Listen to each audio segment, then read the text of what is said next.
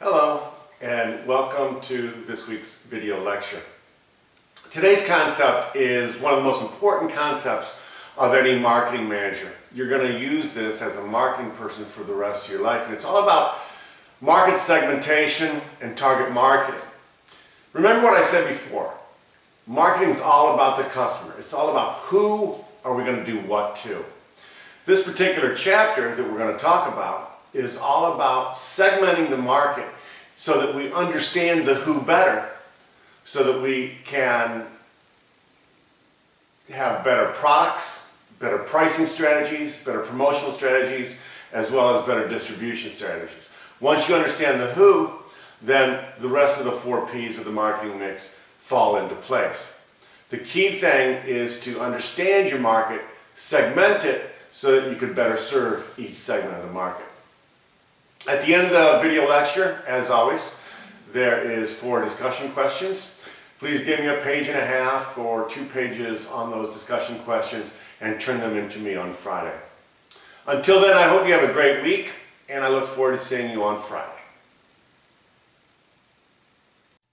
As I said before, this chapter is all about market segmentation, target marketing, and really who are you going to do what to. And as I emphasized in the introduction, this is one of the most important chapters that we're going to talk about, because marketing is all about the customer. Everything we do from the 4 P's, product, price, promotion, and place, all has to do with our customer and who we're targeting for the customer. So a market is really people or organizations, people on B2C, organizations when it's B2B, that have needs or wants and that we want to proceed to market to. They also have to have willingness to buy. We talked about exchange oftentimes in the class, where the exchange, things have to take place with exchange. And a market is just those that want to take place with that exchange. Now, a market segment is a subgroup of people or characteristics. A market segment is different than a target market in the fact that a market segment is just simply that, a segment of a market or a subgroup of the market. The target market is that particular segment in which we're trying to serve.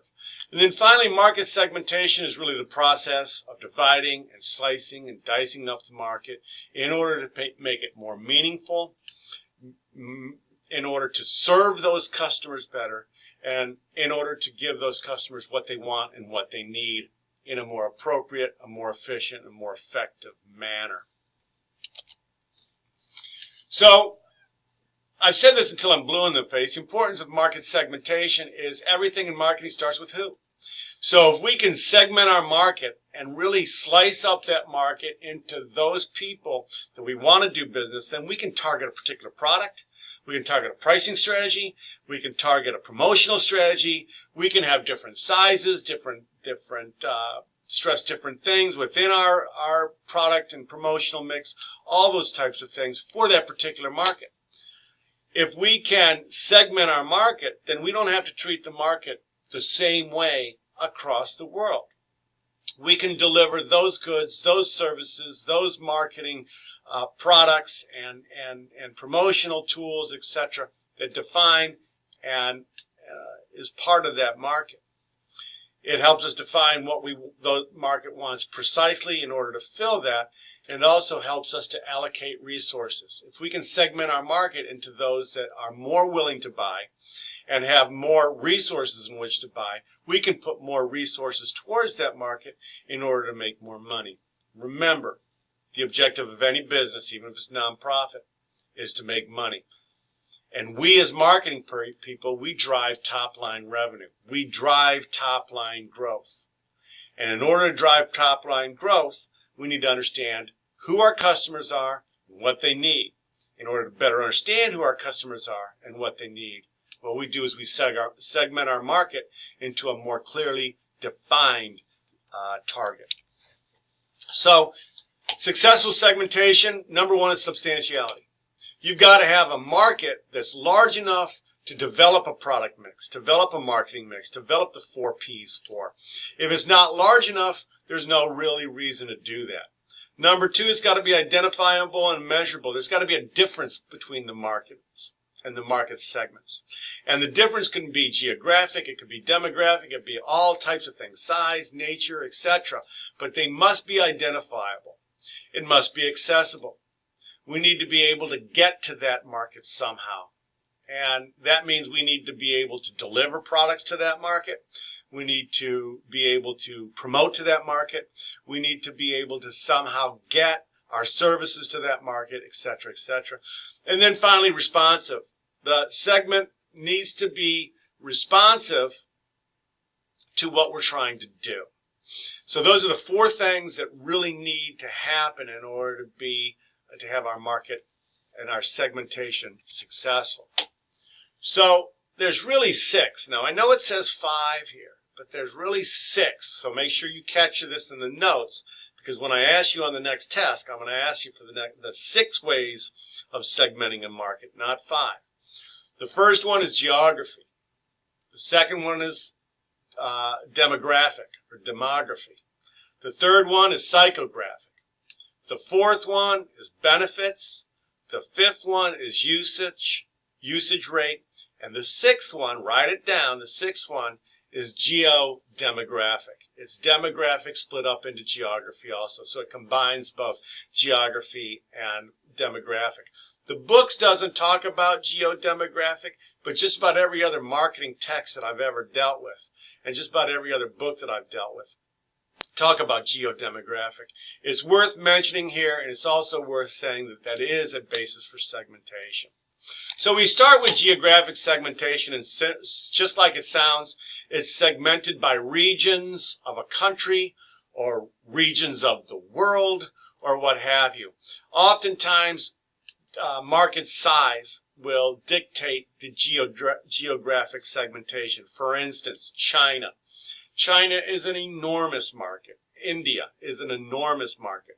So that is a particular area of the world that is very profitable. Sorry about that. I had to sneeze. So we take a look at regions of the world. The Asian market. We can look at the South American market. We can look at the European market, especially with the European Union, etc. We also take a look at market size. How big is the market? For instance, you can take a look at Rochester, and you can segment the entire market of Rochester. You can take a small piece of Rochester, like, say, Pittsford or Webster or something like that, or Brockport. Or you can take a sub-segment of that and just say all of the Italians in Rochester, or all of the Italians in Brockport, or something like that. The other thing is climate. Oftentimes, we segment based on climate. For instance, if you are going to sell snow shovels or manufacture snow shovels, you're certainly not going to sell it in Florida. But right now, it would be great to have one right about now, here. So also, clothing is different in the world. Different religions are made up of, have different pockets in the world, etc. So all of that is geographic segmentation. It's really quite simple. It's just simply splitting up the world based on their geographic location. The second one is demographic. Now, demographic tends to be a larger and broader way of segmenting the market. Demographic is what I actually call physical, or something that you can see. Generally speaking, the first slice is gender, and then it goes age, income, ethnic, religion, family life cycle, etc. So let's start with age first. Age is really segmented in the following cohorts, and sometimes we call this generational segmentation as well as age segmentation. But you've got your tweens. And your tweens are those that are, say, anywhere between 10 years old and about 13. And then you've got your teens. Most people will call those teens Generation Zs. Generation Zs are those people that, generally speaking, are about 13 to, some people would say, 19, maybe 20. Then you've got your millennials. Your millennials are those people that are, generally speaking, about 20 to 32 years old. Then you've got Generation X, and many people will split Generation X into what we call young Generation X and older Generation X. Generation X, generally speaking, will be anywhere between about 32 and say about 50, or actually 32 and about 60, really. And that's why it's such a huge market that a lot of people will split those up to younger and older. Then you got your baby boomers. Baby boomers are those that are turning 60 right now, 60, 61, 62. And then you've got your greatest generation. They call them Great Depression generation. You got your greatest generation, and your greatest generation are those people that are really 80s and 90s, and there's not much left. Let's let that ring through for a second. Sorry about that. To continue on, Great Depression generation, some people call it the greatest generation. Those are the people in their 80s and 90s. They lived through really the Great Depression and World War II. So, really the biggest slice that most people take would be gender segmentation, men versus women. A lot of your products are segmented based on gender, and a lot of your promotional materials, a lot of your advertising materials, a lot of your commercials, etc., are also segmented based on gender. And then finally, another one would be income segmentation. Generally speaking, those that have higher incomes are more apt to buy higher end products like Lexuses and Mercedes-Benz and those types of things. They're apt to buy more higher end clothing. They're apt to shop at higher end type of organizations. And then, as we know, we've got those that have less income and tend to buy more practical products, etc., etc. Then finally, ethnic segmentation, which also includes religion. Some companies make products geared towards a specific ethnicity. For instance, right now the Hispanic population is really, really growing in the United States, as well as the Asian population. And they're huge already in the United States, and they're growing. If you can somehow tap into that segmentation, tap into that population, you can do very, very well. So oftentimes people target clothing and food and other things towards that particular ethnic segmentation in order to capture that ethnic segmentation. And then they also have religious segmentation, which is part of culture and also part of ethnic segmentation between all the different religions we have in the world. Family life cycle segmentation is also depends on where you are. For instance, even though, let's say a person who is 40 years old, a couple that is 40 years old with no children are going to buy differently and look for products differently than, say, a couple that is 40 years old with a couple of teenagers. They're just in different parts of their life, different stages of their life, etc. And that's part of family life cycle segmentation. That's part of where you are. So just because you're the same age, depending on where you are in your life cycle, depending on where you are with a family, etc., you're going to buy different. You're going to differently. You're going to treat things differently. You're going to do a lot of different things because of where you are in your particular life. And here's a chart that goes into that. It's really hard to see here. You're certainly welcome to study it. It's right from your book, or you can go to the slides and study it then also. Next, you have psychographic segmentation. Psychographic segmentation is based on the way you think, your personality, what motivates you, your lifestyles, your hobby. They have geodemographic here, but geodemographic I like to have is split out. What you like to do, what your hobbies are, who you like, the type of music you like to listen to, all those things are basis for psychographic segmentation. And many products are based on hobbies. Many products are based on motives and lifestyles and that type of thing, as well as a lot of different types of promotional campaigns.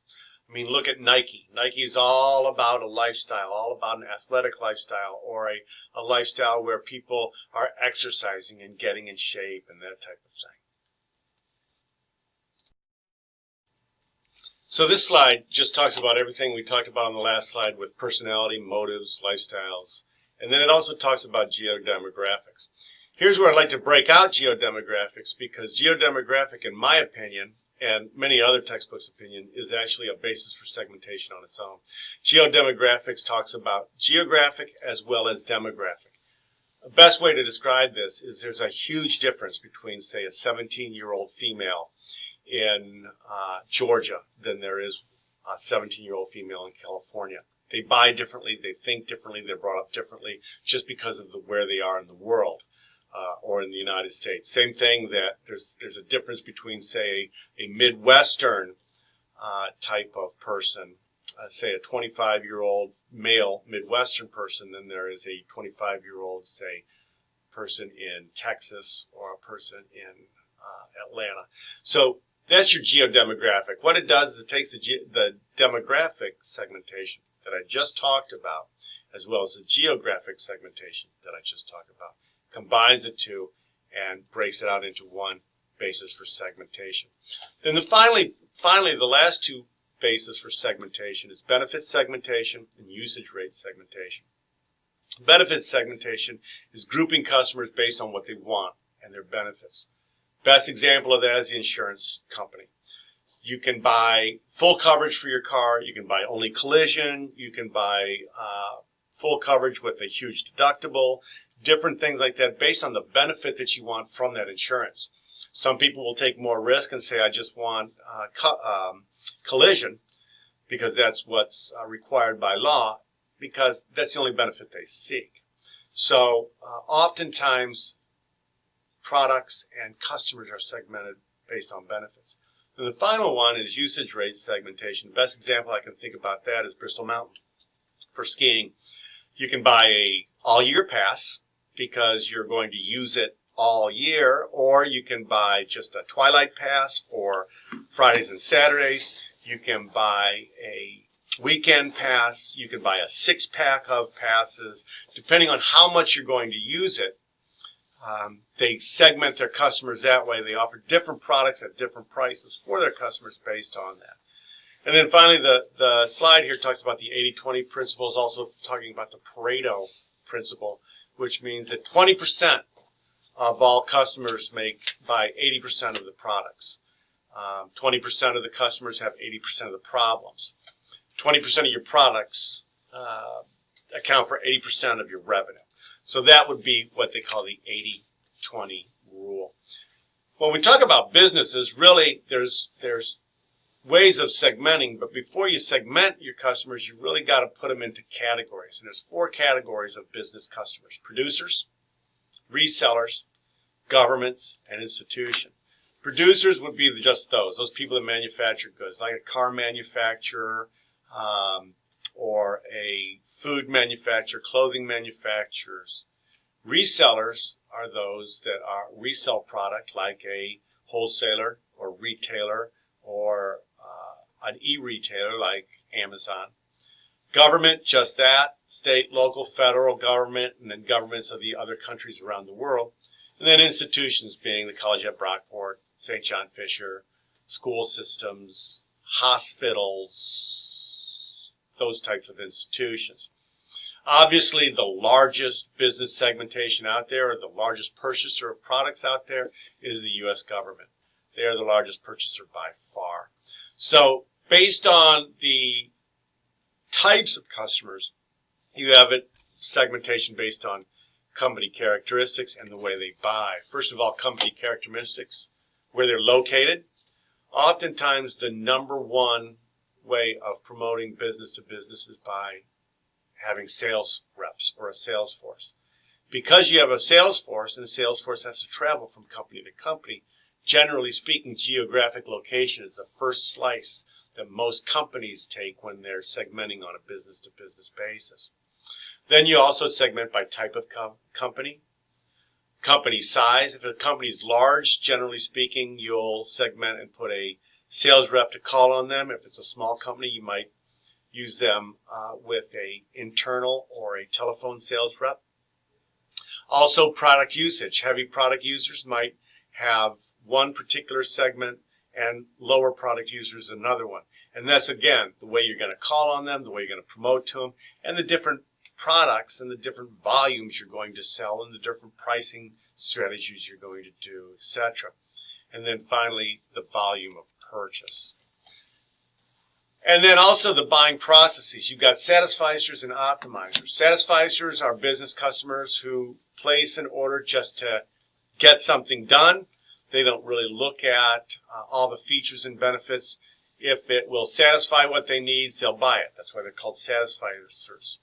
Optimizers are business customers that usually have an intense buying process, intense buying customers, and intense buying people that they use in order to look at products and look at different products. So they spend a heck of a lot more time in the buying process than the satisficers. So you segment based on them differently. You're going to put more resources towards optimizers than you are towards satisficers. So those are ways to segment a market. And again, there's 6 of them. So please make sure you review those. I guarantee you're going to see them again later on at test. So please make sure that you review those. Those are the steps in segmenting or the ways of segmenting a market. Now let's talk about the steps in segmenting a market. The first thing you do is you've got to be able to understand what do you want to do, because it's always who do you want to do what to. So you choose your basis for segmentation. You take a look at what are your best customers. What is the sweet spot for those customers? And then you choose your basis of segmentation. You select your segmentation descriptors. Is it going to be geographic, geodemographic? Is it going to be demographic? Is it going to be psychographic? You analyze the segment, you select the market, and then you design, you develop, and you implement your 4 Ps, your marketing mix: price, product, promotion, and place towards that segment. But remember, you always start with your segment first, and then once you have your segment, then you develop your marketing mix around it. So again, target market is different than a market segment in the fact that a target market is the market we're going after. A market segment is simply a slice of the market. You might segment the market into a particular category. Let's say it's geodemographic. Let's say it's females between the ages of 40 and 45 in Atlanta. And then you decide that, you know what, that's just not really a good market for your particular product or for your particular service. So even though that's a market segment, that doesn't necessarily mean it's your target market. So the first thing you do is you segment your market, and then you determine which one is the best target. So a target market definition is right there: a group of people, organizations, which you're designing your marketing mix. Strategies for selecting is undifferentiated, concentrated, or multi-segment. We talked about undifferentiated targeting, which means you're going to treat the entire world as one. Starbucks, that we talked about, Coca-Cola, Apple, iPhone, treats the entire world as one. Then you've got concentrated targeting, which means you're only going to take a look at one particular target market. That might be a particular subsegment. It might be a particular market. It might be large. It might be small. It might be all Catholics. It might be only the Catholics in the Northeast. But that's all you're going after. And then you've got multi-segment targeting, which means you segment your market, and then you have a whole bunch of different targets, but you treat each target a little bit differently in your promotional mix, in your product mix, in your pricing strategy, etc. Most companies today go a multi-segment targeting route where they have different products for different segments. They have a lot of different segments in which they serve, but they have different products for different segments, different pricing for different segments, different things. For instance, take a look at Nike. Nike is very, very heavy here in baseball, basketball, and football, whereas Nike still serves the European market, but they're heavier in soccer and tennis. And that's one of the problems with Nike in the EU, because Adidas is kicking their butt with regards to soccer and tennis, and that is the major sports over there in the EU. So Nike targets that segment, but they target it with different products. They don't have the basketball and the football cleats, or excuse me, the baseball and the football cleats over there. They have more soccer type of gear and soccer type cleats. So that would be an example of multi-segment targeting with one organization. So those are your undifferentiated, concentrated, and concentrated and multi-segment marketing strategies that we just went over. Those are the particular definitions for it. Please take note of it in case you see it on a test sometime, because I would imagine you probably will. There's the advantages of the disadvantages of the three types of targeting strategy.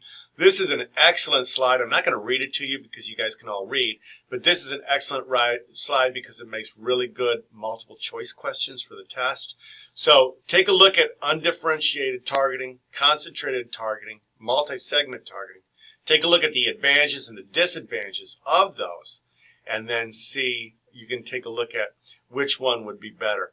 And they all have their advantages and disadvantages, but again, most organizations today deploy a multi-segment targeting strategy for their particular products or services. So that takes us to Porter's strategy. Porter is one of the gurus in business. There's a lot of different types of strategies that he has. This is a particular model that he talks about with competitive advantage and competitive scope. This model is used oftentimes. Remember, we talked about the BCG matrix. We talked about the SWOT analysis. We talked about the GE analysis. We also talked about Ansof's particular matrix. Porter ranks right up there. And it's a four-quadrant matrix, a lot like the BCG matrix. And on the very top, it talks about your competitive advantage. Now here, Porter's strategy talks about low cost versus high cost. It doesn't necessarily have to be a low cost, high cost thing. It could be, for instance, a low quality, high quality thing. It could be a lower service, higher cost, or higher service type of thing. Whatever your competitive advantage is goes on the top, or whatever competitive advantage you think you have over the customer.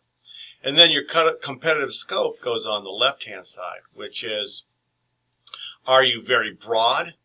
Do you have lots of products, lots of services? Are you in lots of areas, worldwide, etc.? Or are you very narrow? You have very low, very few products, or a particular line of products. You're not, generally speaking, multinational, etc. So if you look, if you've got low cost and you're very broad, and it's your competitive advantage, then you go for overall cost leadership or overall service leadership, depending on what the competitive advantage is. If you've got higher costs and you're very broad, then you go for differentiation. Cost focus, if you're low cost and narrow, and then higher cost and narrow is differentiation focus. For instance, low cost and broad, that would be Walmart all day, up in the upper left-hand corner. But if you're low cost but you have a narrow focus, you're going to be cost focused. Good example of that would be Aldi's, the grocery store. If you're higher cost but you have broad competitive scope, you want to be differentiated. That would be example would be Apple. They're higher cost, but they have a broad scope, and they're very differentiated in the features and services that they provide. And then finally, if you're higher cost and narrowly focused, you want to be differentiation focused. There would be a high-end closure like Armani or something like that. So that's Porter's generic strategies. We've also talked at length in this semester about CRM, customer relationship management. Companies are trying to target or segment their market and then target those segments to be better at CRM. It allows marketers to better serve and better be a partner with that particular segment. So trends leading towards the growth of CRM is personalization, time-saving, loyalty, and technology. Personalization first. One-size-fits-all marketing just doesn't work anymore. You've got to personalize it. You've got to be, you've got to have a specific segment and then personalize that segment. A good example of that would be Starbucks writing your name on the coffee, or Starbucks having different flavors for different parts of the world. The other one would be time saving. Amazon is an excellent way of time saving. You click it, it gets to your door in 2 days. You don't have to go to a store. You don't have to put in your credit card. You don't have to do anything. Loyalty. Customers that are very loyal to those companies and brands will stay, and that is also a trend in CRM. We have a lot of loyal customers with regards to Dunkin', a lot of loyal customers in restaurants and other things. And then finally, technology. Technology is a growth of CRM, and the best one that I can think of that has great CRM and great technology would be Google. Everybody uses Google because of their excellent and their outstanding technology. So you have positioning and repositioning. Do not worry about perceptual mapping. I don't like perceptual mapping. I use the BCG matrix instead. So I'm not going to talk about perceptual mapping in this graph. You're not going to be tested on it. If you're really interested in it, you can read about it in the book. So positioning is how you position a product or how you position a particular service, etc. It's how customers perceive it in their overall mind. So you can position something very high-end. You can position something middle of the road, something low-end. For instance, a Lexus positioned at very high-end. It costs a lot of money. Something that's positioned middle of the road would be, say, a Ford Fusion or a Chevy Malibu. Something that's positioned lower-end would be a Kia. So positioning oftentimes has a lot to do with price. It also has a lot to do with what customer segment you're going after. Obviously, the Kias isn't going after a high-end segment. Positioning is very, very flexible, and it's never static. It's always changing. It's very dynamic. Then finally, the other one is repositioning. Sometimes you have to change the customer's perception of a brand in their mind. For instance, Buick. Buick did a great job of repositioning. Used to be that it was your old man's Buick. It was an old man's car. It was a big, clunky car served for a very older generation. And if you look at their new promotional strategies and their new promotional mix and the way their products are coming out, they're now positioning it for the millennial and younger X generation. And their tagline for the last few years is, "It's not your old man's Buick." Their commercials have to do with someone says, "I thought you said you had a Buick." Well, it is a Buick because they don't recognize it because they've repositioned it. It's come out. It's brand new.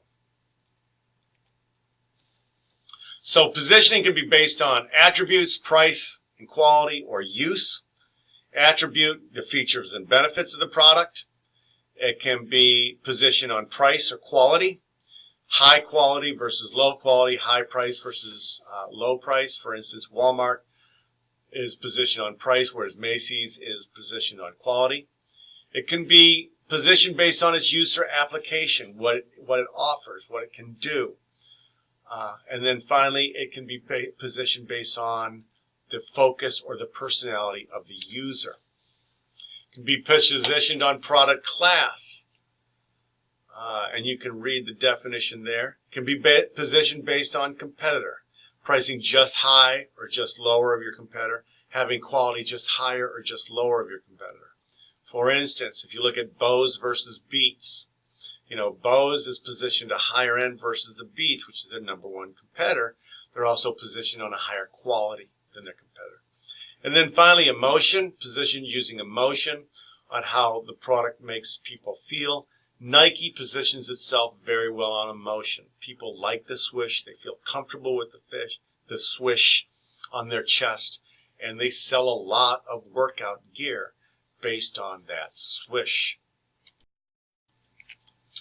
So here's your 4 discussion questions. Again, give me about a page and a half for each one of these discussion questions and turn them into me on Friday when we get together. It doesn't have to be real long. I just want to make sure that you understand some of these concepts. Again, a page and a half, up to 2 pages would be fine. And until then, take care, have a great week, and I'll see you on Friday.